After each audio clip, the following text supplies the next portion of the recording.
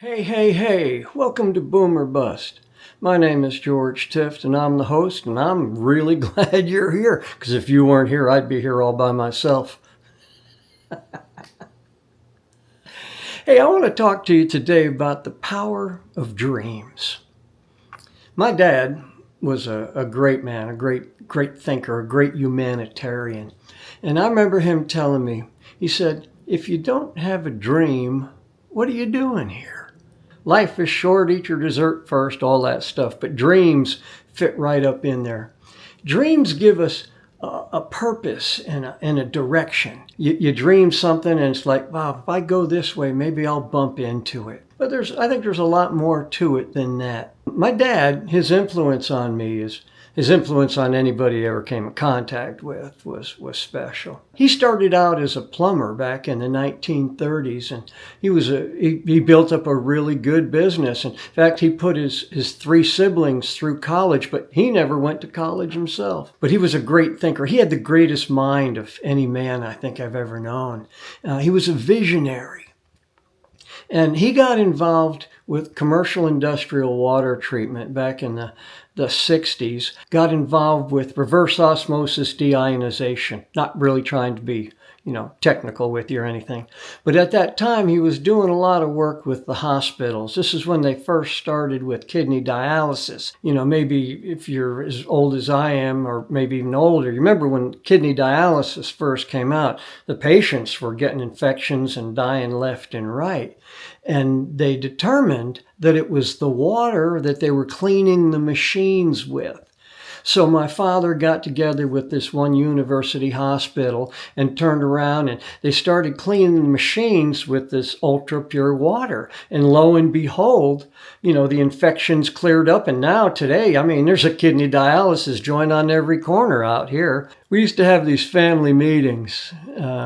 And we'd sit and talk about what's the direction for the company. And I can remember in 1980, right? We had our family meeting and we're sitting there talking.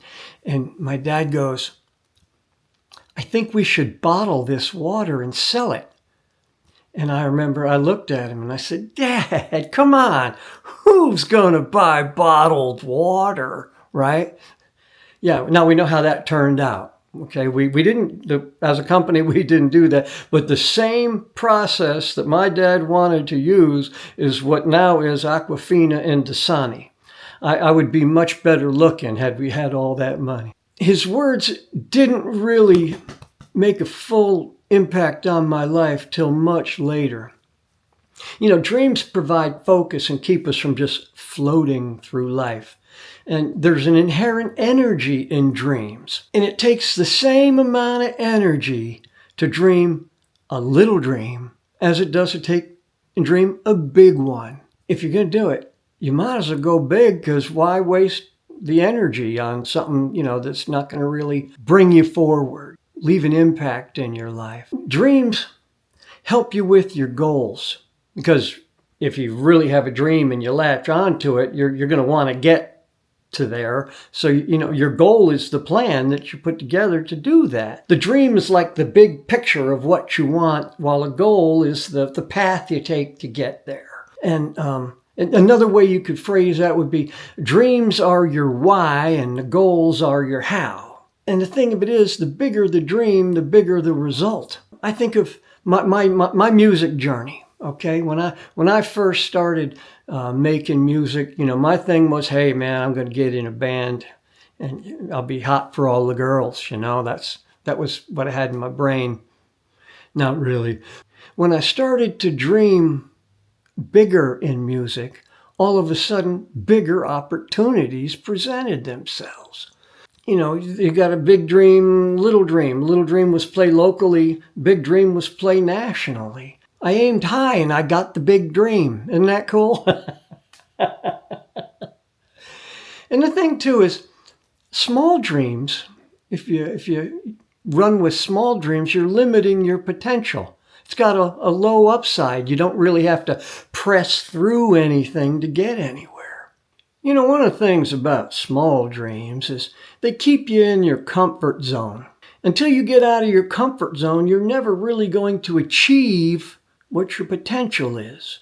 People stop dreaming, because they have setbacks in their life. We all have setbacks in our lives. There's fear or thinking you're too old. Come on now. One of the fastest growing groups on YouTube is us, the boomers. The 50 and 60 plus, 70 plus. Man, there's some people that are in 70, 80 years old that have YouTube channels with thousands of people following them. We have a wisdom. We have a wisdom that we can share. And it's never too late to have a dream. I don't care what's happened in the past in your life. That's in the past.